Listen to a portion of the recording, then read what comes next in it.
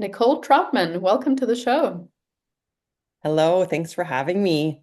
Very My excited. absolute pleasure. Yeah, I'm excited to speak with you also, hearing all things wellness coaching, all about your company as well, Nourish Wellness Coaching. And I would love to hear from you. What's the number one thing you're excited for our listeners to learn from this conversation today? Well, just like you said, gut health, nutrition, breathwork, all of the things combine into one. And one of the biggest takeaways I want from the listeners today is just to understand that everything stems from our gut. And if we are not focusing inward, we're not going to be able to, live a happy, healthy, thriving life. So if we can focus on our gut health and regulate our nervous system through simple breathing techniques, I can guarantee you that you're going to be able to see huge improvements in your overall quality of life. Amazing. Love it. What a wonderful takeaway. I hope that the listeners really internalize that. And yeah, I guess to sort of set us on the right path, tell us how you got into wellness coaching.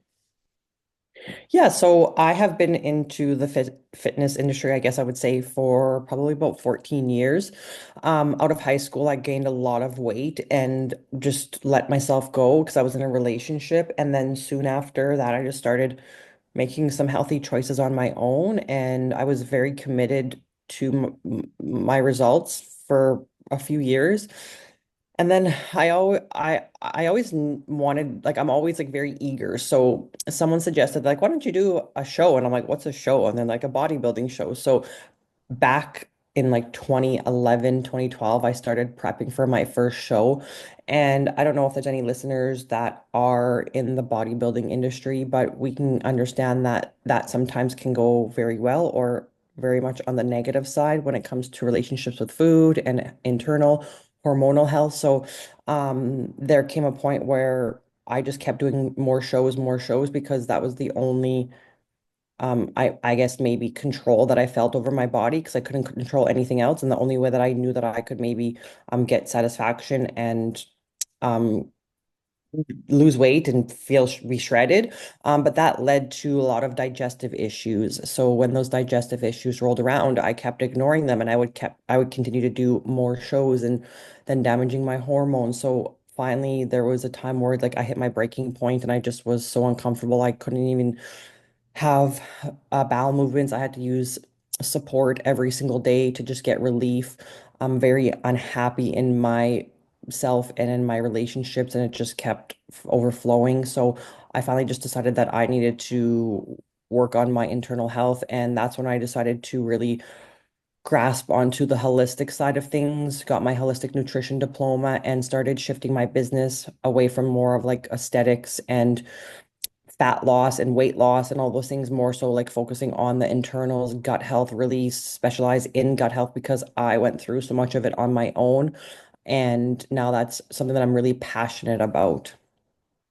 Yeah, awesome. I love that. I love how your journey from really focusing on the body has brought you to focusing on, well, going more in depth in the body, but also just tying that in together with mindset work, with soul aspects, and our nervous system. And actually, that's kind of where I would love to start off with because you're saying that our nervous system is really the connection between it all. And I think while we sometimes realize the nervous system really regulates, how we're feeling in our current state. Like, are we feeling anxious? Are we feeling relaxed? And so on. Maybe you can go a little bit more into depth why you are saying that it's the connection between like everything. Yeah, absolutely. So when we think about our nervous system, we want to simple it down into a couple things. So we have the fight or flight, or we have the rest and digest, which is the parasympathetic nervous system. So if you're constantly in that fight or flight, you're going to be uneasy. You're going to have stress. You're going to have overwhelm. You're going to have brain fog. You're going to be having anxiety, poor mood, all of these things. So if you're constantly in that fight or flight, that means that your nervous system is not regulated. And when your nervous system is not regulated, that is also going to lead to chronic issues that can be, if they're untreated, it's going to cause long like health issues down the road, which can be chronic inflammation. And we know that inflammation within the body can lead to high blood pressure, diabetes, weight gain, obesity, all of these things. So if our nervous system is not regulated, it means that you're not in tune with your body. You're not able to listen to your body to feel what it's asking of you. A lot of times when clients come to work with us and we shift them away from feeling crappy all the time just from like simple shifts in their nutrition, because they're eating it in a very inflammatory diet and is causing chronic inflammation. They're like, I didn't know that I could feel this way. Like I always feel like shit, sorry, but like they say that it's like I didn't know that what it was like to not feel like this. So when we are more in tune with our body and we are taking care of our nervous system, bringing our stress down, tuning into our body, then that's when we can understand like, okay, like we can listen to ourselves. I also learned that a lot of eating behaviors come from um, a nervous system that's not regulated, right? Because if you're not regulated, you're not able to listen to your body. So you're going to be making choices that aren't relatively aligned with what's actually going on within your body. Binging, things like that, restricting, can come from the nervous system not being regulated either. Yeah, that makes a lot of sense. I think it at first seems like food is an easy way to regulate the nervous system, but not in a good way. Obviously, we just tend to gravitate towards like sugary things or carby things because they seem to have a quicker impact on like getting us to relax, I believe. But why don't you, or if you have some simple strategies to like share with us how we can regulate our nervous system through food, lifestyle practices, etc., in a way, well, whichever way we want, really. Like if we're wanting to be more active, so kind of like more going into that, not necessarily fight or flight, but into that more activated state, a more performance-oriented state, and then vice versa, which is probably what the majority of the listeners need more of, going into that rest and digest, a relaxation state. Yeah, absolutely. So when you brought up the food portion is like, okay, when we feel like unsafe or something, we automatically gravitate to food because it's a source of like security, or it's an instant like I feel good, right? So rather than going to food right away and doing maybe some body scans and just asking yourself, like, okay, am I hungry? Is this an emotion? Like, did I just get in a fight with my boyfriend or my partner? And did I just go eat because my nervous system was in that fight or flight and I felt unsafe? And then the food made me feel safe. But if we're regulating our nervous system, we can do simple things as like being aware of it, just being more aware of how our body is responding. So when we're in that constant fight or flight, that means that our body is not safe and it's not going to allow you to feel safe. So it's constantly going to be giving you negative signs. And if that means like, um, when we look at exercise, a lot of people, I would say, including myself, where I was before, is doing more. They think that that's the best approach. And so most of the times when your nervous system is not regulated or you're in that fight or flight, you constantly just push to do more and more and more and thinking that's the answer. But most of the times your body just needs softness and calm, to bring your nervous system down, to bring your resting heart rate down, things like that. Because when we can bring it into the breathing, so a lot of techniques that I do with my clients is if you're like a very rushed person and you're always going from appointment to appointment and you're always in that like I would say chaotic state where you can't like be still, um simply just pausing when you have noticed that overwhelm and taking a couple deep breaths. So when we do breath work in like a deeper journey, we are shifting our body into that parasympathetic nervous system. And when we are in that rest and digest parasympathetic nervous state, that's when we're signaling our body that, hey, you are safe. It's now a safe place um to allow things to heal, to allow things to shift, to but if we're not ever putting our body into that space, your body is never going to feel safe. So if you are not able to lose weight, if you are wondering why you're always stressed out, if you're wondering why you have poor digestion, Are you actually pausing and being still and allowing your body to feel safe to release the stress, to release the high cortisol, the inflammation, letting go of trauma and things inside your body that are causing you to have negative blockages and negative energy within your body? If you're always in a negative space, your body is carrying that negative energy. So you have to be able to let that go. So these simple holistic practices of taking a couple deep breaths throughout the day when you feel anxious or scattered, or you're noticing like you're shallow breathing, deep belly breaths is a really good one. If your mind is wandering before you're trying to go to bed because you have so much on your brain, like just a couple breathing techniques before you lay down to go to bed or in bed. Um, our cortisol is always the highest in the morning. So if you can even just lay in bed for 5 minutes before you get out of bed, and I know people are gonna be like, I don't have time. Well, how many times you push snooze, right? So it's like lay in your bed for 5 minutes and just, when I say deep belly breath, is like breathing into your belly, feeling your belly fully expand, your diaphragm, not just breathing in your chest. And that's what a lot of people do nowadays. They're very shallow breathers. And when you're shallow breathing, this also will cause you to be very, very anxious. And when people have anxiety attacks, what are they doing? They're breathing shallow. So if you can focus on just shifting your breathing, opening up your diaphragm, filling up your belly, and just being more conscious of your breathing and connecting with that, you will be able to bring yourself out of these high states of vibration, I would say, or even just anxiety where you're flustered. And more practices that you can look at are simply just getting outside and getting some movement in rather than going to do a hit workout every single day, even though you know that your nervous system is taxed and you're feeling very exhausted and you're like, why am I always tired? And why do I have brain fog? Well, rather than push, push, push, like go do some yoga, go be more gentle with yourself, lean into that more feminine energy rather than that hard masculine energy. Doing some Pilates is, I mean, can be hit and miss depending on what, but yoga and walking and just getting some sunshine first thing in the morning. Um, Hydrating with water throughout the day, nourishing your body with whole foods. Like those are just simple practices that are going to allow your body to feel safe and secure and signal it that it's getting what it needs to move forward and be able to heal rather than feel unsafe and in that fight or flight. I love it. Thank you so much for sharing these practical takeaways with us. And in regards to breathing, I really, really think it's one of the simplest, most easy to use tools because you can do that even if you're at the office and like eating your lunch, you don't want to be that awkward person that's like bringing out their yoga mat or whatever, but you can take 3 deep breaths. That's no problem. And I'm a big fan of, I used to love the box breathing, like 4 seconds in, holding 4 seconds, 4 seconds out, holding 4 seconds.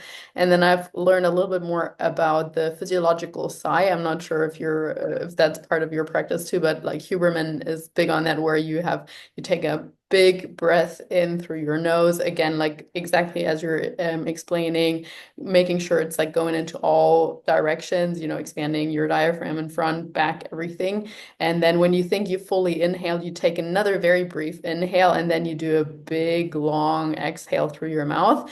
And I mean, he says that this is like the quickest way to activate the vagus nerve, which, as you well know, is linked with the activation of the rest and digest nervous system. And I personally have found that super helpful. Like even just 3 to 4 deep breaths is really helping me, especially when I'm laying in bed and I still have like thoughts running through my mind. Somehow just focusing on my breath for these few seconds, like it brings me into my body and kind of like disconnects me from all the mental chaos that's going on. So I absolutely love it.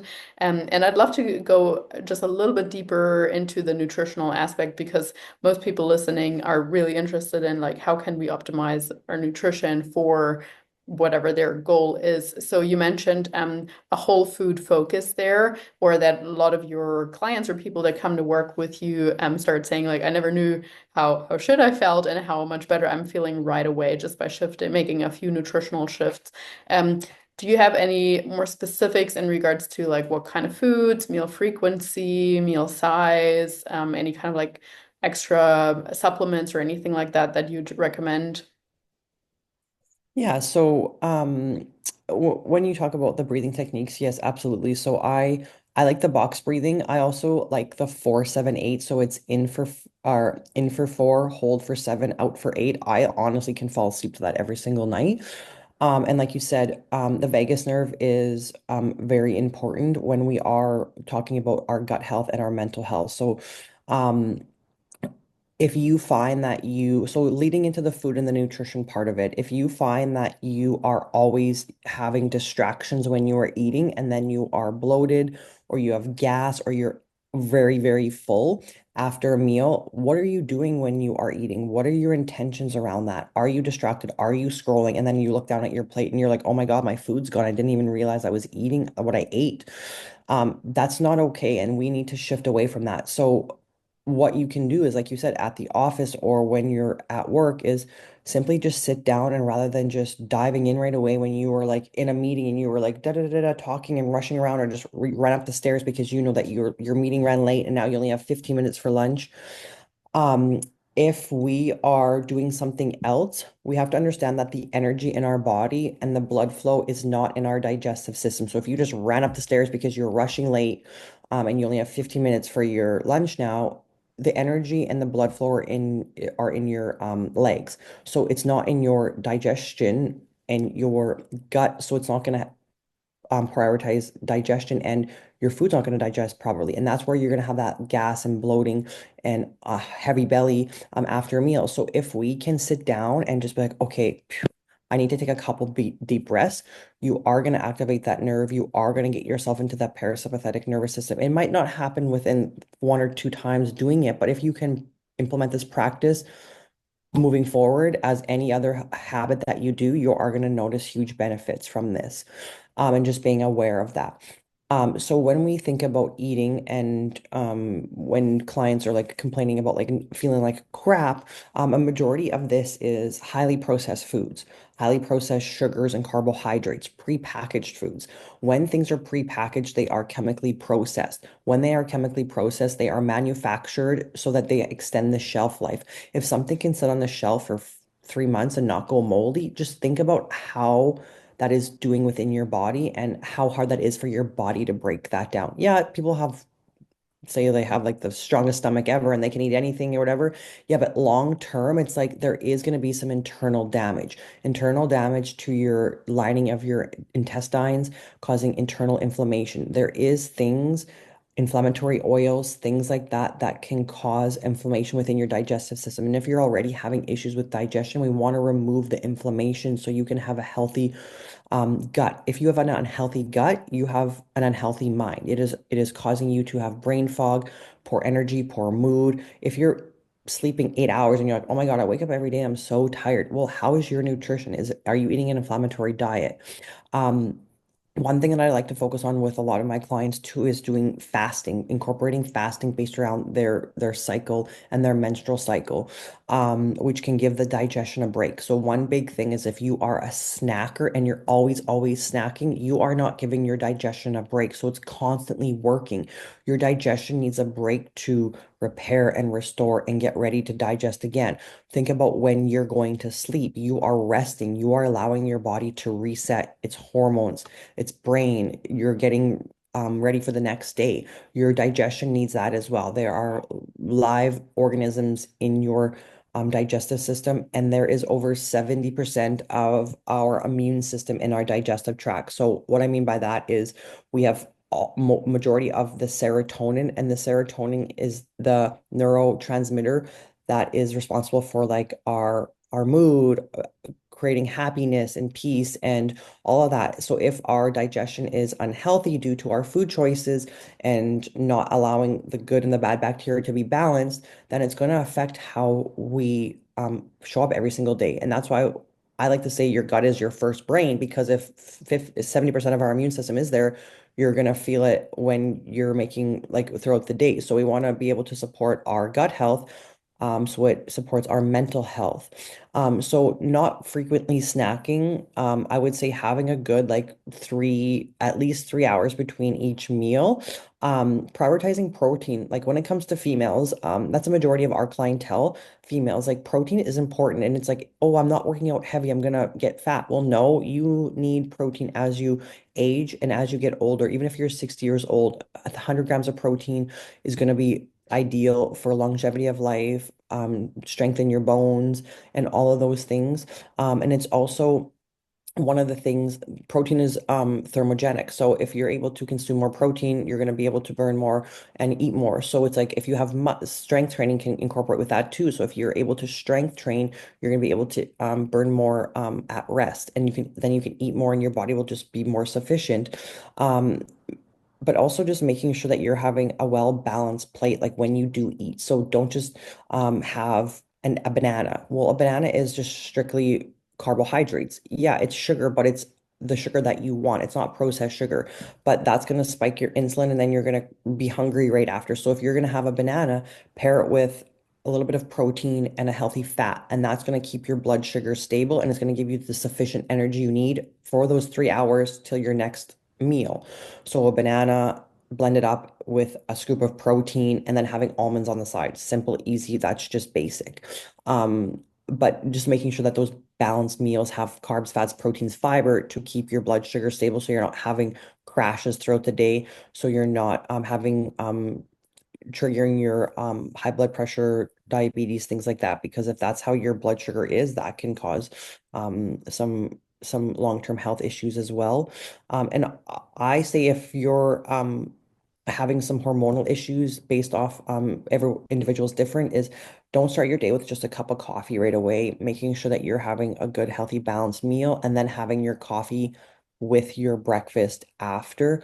That will go a long way and it will help your anxiety or your energy or your mood throughout the day to support that as well. Yeah, I think that's a really great reminder. I actually have to say, I was reminded of that just a couple of days ago. I normally do exactly what you say. Well, I don't actually have my coffee with my breakfast. I have coffee like a couple of hours later, and I usually feel good with that. Most of the time, I do drink decaf anyway, but if I have a caffeinated coffee, I make sure I have food beforehand. And the last couple of days, someone just brought me coffee in the morning right after my workout, and I was like, "Oh, cool, thank you so much." And so I had I just drink an Americano, just a black coffee, and boy, was I feeling anxious like the entire day. Like just this tiny little thing, like having coffee 2 hours or 3 hours earlier than I usually do on an empty stomach. I literally still felt anxious in the afternoon. I was like, what the heck is going on? The first day, I didn't even realize what had happened. And then the second day, the same thing happened. I was just like, oh my gosh, I know exactly why I don't do that usually. But I think it's crazy how something so small can really affect us. I mean, I'm super caffeine sensitive anyway, and my hormones tend to be like, I need to like make sure my sleep and everything else is in place. I'm not overdoing it with exercise. And so like I'm very sensitive, but yeah, that was a really good reminder. I also love what you said about having a little bit of a fasting. From what I hear, you're not necessarily saying 20 or 24-hour fasts are super long, because I believe that can sometimes also exacerbate someone's stress perception if we're pushing the fast too long. From what you're saying, it sounds like to me that you're just saying like 12, 14 hours or something like that of giving your gut a break is probably sufficient. Is that correct? Yeah, like intermittent fasting is great, and having like don't be eating at 10 o'clock and going to bed and then waking up and eating right away. Like you want to have like 12 to 14 hours is great. I do prolonged fast as well with some clients as well. So like 24, 36 hours. I actually have a client right now that's doing a 72-hour fast. Wow, Um, impressive. Yeah. I have never done that. I'm going to try for a 48-hour fast, I think, in a couple weeks. It's always good before spring, like a spring detox. Like you don't just like cleaning out your closet, like you clean out Mhm. your spring cleaning, right? So it's good for that. And removing certain things in your body if you know that you're trying to do like a heavy metal detox, or if people have candida and you need to stop feeding the candida and like remove it. Parasites is also important for that as well. So it all depends on the client and what they're hoping for. I wouldn't say doing a 72-hour fast once a month. Absolutely not. Once a year, yes. But there are so many benefits to it. But you also have to make sure that if you are doing prolonged fast, that with females, we have to support it with their menstrual cycle, like I said, and just make sure that you're not um because if you do, you can increase the stress load around their cycle, and you don't want to do that because that can spiral them down to the negative side of hormones. Because usually in the beginning of cycles, when you're ovulating at the later half before your cycle comes, you are very moody, right? So if you trigger some things that can go the way that you don't want it to go. Yeah, no, I've definitely felt that with some clients before also, and there's definitely caution to be exerted. But yeah, I think that's a great reminder not to be snacking all day long and instead having like not necessarily large meals, but having a specific meal. I certainly know the type of client that you're talking about where they're like a protein bar for quote unquote breakfast, and 2 hours later, like half a shake, and then 2 hours later a quarter of a muffin, and like you're just constantly keeping that blood sugar elevated. Certainly not ideal. So really really good point there. And just with regards to no naked carbs, even if they're high quality carbs, also wonderful reminder to always pair with protein, have enough protein. And actually that's one post that I saw on your wonderful Instagram where you just said like how to add extra protein if you're struggling with protein. And so if someone is like, I don't love meat or fish, do you have any tips for that kind of client to add a bit more protein without necessarily, yeah, forcing it too much? Yeah, so great question, because I do have a couple clients and have we worked with clients who are vegan or vegetarian. So when it comes down to that, we can add in simple things like bone broth. Bone broth is a really good source of protein, and it's going to be very good for the gut as well. So bone broth, and that's one way that I will always break my fast, because you're just getting all of that nutrients in there to support your intestinal linings after a fast. And it's very important when you do those prolonged fasts that you want to make sure that you are breaking the fast properly. Because again, if you just do it with a carb, you're spiking your blood sugars and then you're just going to feel very elevated. You can do collagen is also really good as another source of protein. We want what I like to call is like if you're looking at things to support your body and getting more benefits with protein as well, people say kefir or kefir. I just say it's like an adult yop, so it's like liquid yogurt. You can do that. Beans and legumes are also a good source of protein if you are not wanting any sort of meat. One thing that you have to be cautious on is for digestion purposes and supporting that is it's always good to soak your beans or legumes first, just because it helps with digestion. I am very sensitive to them, and I struggle with them, so I don't eat a lot of them. But that's another source of protein. Greek yogurt is really easy to get protein in plain Greek yogurt, because we want to make sure that if you are having flavored, I mean, depending on how much calories and stuff you can consume, but Greek yogurt, plain, and then simply just adding like a half a scoop of protein. So if you have Greek yogurt that's plain, adding a half a scoop of protein, you're flavoring that. You can have like a yogurt parfait, which is very, very easy that way. Um, and yeah, that's a couple options that I kind of gravitate right away to for some clients. Yeah, I love that. I think especially yeah, I often hear that, oh, I don't like protein shakes, but as you're saying, there's actually quite a few ways to add protein powder to your nutrition without having necessarily a shake. And I often think it just comes down to finding a protein powder that you like the flavor of, because there's a lot of protein powders that are terrible, absolutely terrible, way too sweet, or just a weird texture or whatever. So I, for those of you listening that are thinking like, I don't like protein powders, don't give up quite yet. There are some that taste pretty neutral. Often it really depends on the type of sweetener as well. Like if you have a good one with just stevia or monk fruit sweetener or so, that's usually a little bit milder than the ones with like a ton of sucralose or something like that might cause even more bloating. So yeah, I really like those tips.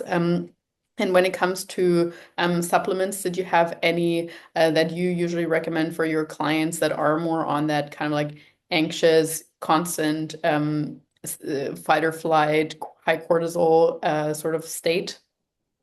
Yeah, so what I would suggest in regards to like a supplement is when we're like have high stress, berberine is really good to have around meals and support your blood sugar levels, and also hormonal support as well. So berberine is really good.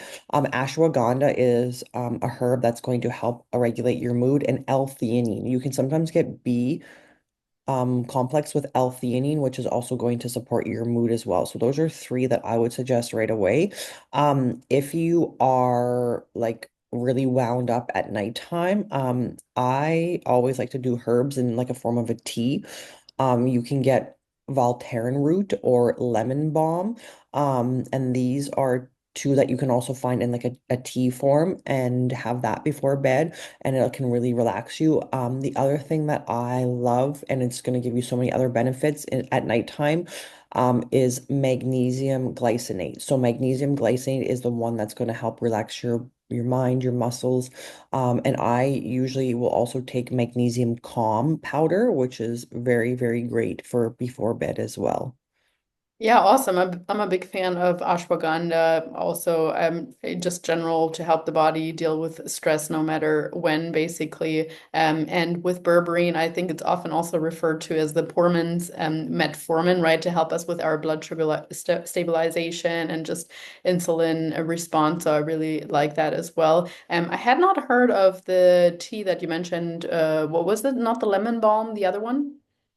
Voltaren root. Okay, interesting. Cool. I'll have to look into that. That sounds really like something easy to just have before bed to help calm yourself down a little bit more. So super cool. Thank you once again for those practical tips. Another thing that I've seen on your Instagram, your content that you were talking about that really resonated with me was that you said healing is not fixing and fixing is not healing. Can you kind of explain to us why you said that and what you mean by that exactly? Because I think at first it sounds the same to some people. Yeah, so when we think about fixing something, it's like you're broken, and none of us are broken, right? So when we're healing, we're not fixing anything. We're just bringing to surface things that need to be addressed so we can move forward and live a happy, healthy life that, I mean, that we all deserve, right? So if we are not able to heal, or you're not willing to heal, you're constantly just going to be having those, I mean, the traumas or any of that negative energy sit within your body. And a lot of people don't want to heal because they're not prepared to kind of dig into that. When we say heal, it can mean something different for everybody. Do you need to heal your gut? Do you need to heal your nervous system? Do you need to heal past traumas? Do you need to heal your mental health? Like, what is it for you that you need to heal? And what are you willing to do? A lot of people are anxious or nervous to dig deep into that because that they know that they have things that they need to work on and bring forward. And this can tie into the breath work. And I get it all the time when clients sign up for an in-person breathwork journey or an online breathwork journey. They're anxious, they're nervous, they're scared because they know that things are going to come up. But your body knows exactly what you are capable of working through at that time, and it will only bring forward what you're able to work through and handle. So if there's something that you're not prepared for, or your body's just not ready to process at the time of the journey or the session, it won't bring it forward. So like I said, I'm not fixing people because people are not broken. We're not broken. We're not like a machine that needs to be like fixed. We're human beings that we all have things that we have been through, and we can work through that with different modalities, and it all just depends on what you're willing to do and how you want to look at like what kind of healing you need. I don't heal your trauma. I don't heal your things that are coming forward. I'm just like a positive channel and a positive light to support you and to bring forward the space and a comfortable space for you to work through that stuff. And that's how I like to kind of explain that portion of what I do in terms of healing and helping people with their traumas.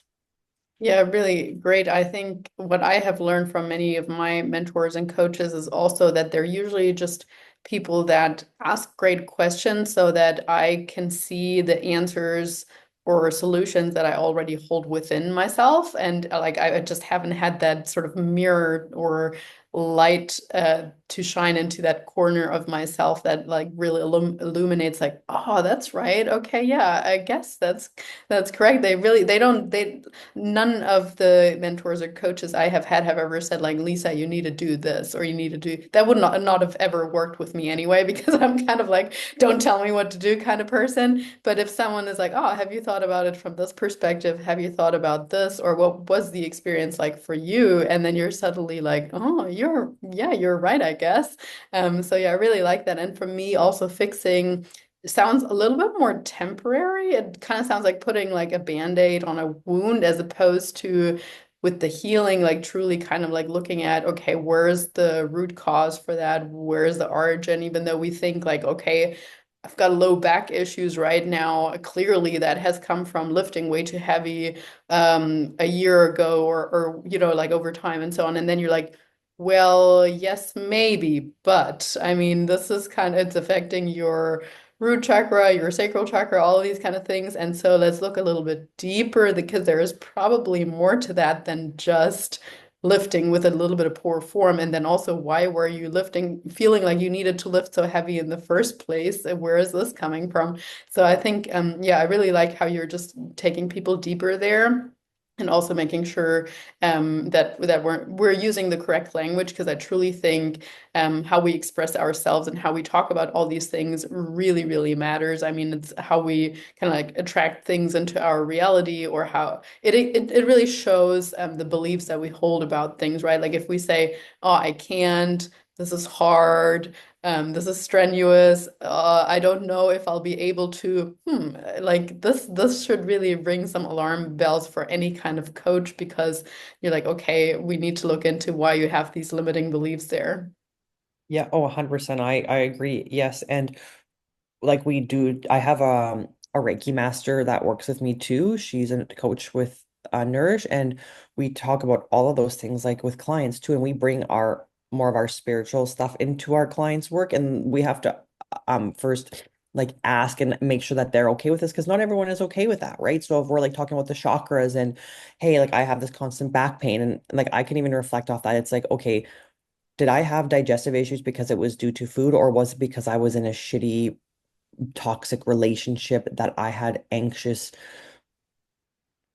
and anxiety attacks all the time, right? So I look back at that and that's things that I'm like still processing now. It's like, oh, okay, maybe I had that because of that, and that makes sense, right? Because so yeah, it's all connected in and always getting to the root cause and ensuring that we're bringing that forward first and not just be like, okay, well, we got to do more because you're not losing weight and right, or just foam roll, right? I get that, but it's like what other modalities can we do to just work through the signs that our body is giving us?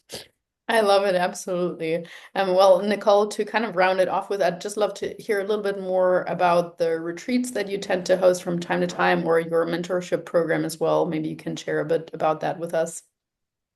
Yeah, absolutely. So, we have been hosting retreats for about 3 years with Nourish. So we've hosted three here in Canada, all around in BC, and Saskatchewan. So those happen on a yearly basis. Usually, we might have some coming up here at the end of the year, but we're not quite sure yet. But recently we hosted one in Bali, Indonesia, when we were there, and we're looking at hosting another one end of March, beginning of April next year. And I also do mentorship. And what I mean by mentorship is just like I have my nutrition coaching, but if you're coming to me and you're having a lot of other things that you're wanting to focus on, and like I said, healing, full body healing, it's coming down to, okay, we're going to work on the energetic level of getting things forward with like breath work and then one-on-one coaching with nutrition, but not putting a huge emphasis just on the nutrition because someone can come to me and be like, I want to lose 30 pounds, but if we have so many things that are like the limiting beliefs, like you said, and so much deep-rooted stuff. We need to work through that first. So mentorship is basically just having me working with you, but not just on a nutrition level, like a whole life coaching level, through breathwork, through nutrition, through movement, and also through nervous system, and making sure that it's aligning with you and in your life and what you want to move forward with. And then coming down to other workshops that we do as well. We do energy workshops where, like I said, my business partner with me, we do breath work and Reiki combined into one. So day workshops with that. So there's so many things that we can offer, but that's the majority of it for me. Amazing. Sounds super cool. Very, very helpful. I love the light you bring into the world and how you share your gifts with us. So thank you so much. I will most certainly put all your links in the show notes so people can go and check out your content and what you have coming up. And I just truly want to say thank you for your time today. Thank you so much, Lisa, for having me. It was wonderful, and obviously love chatting about what we're passionate about.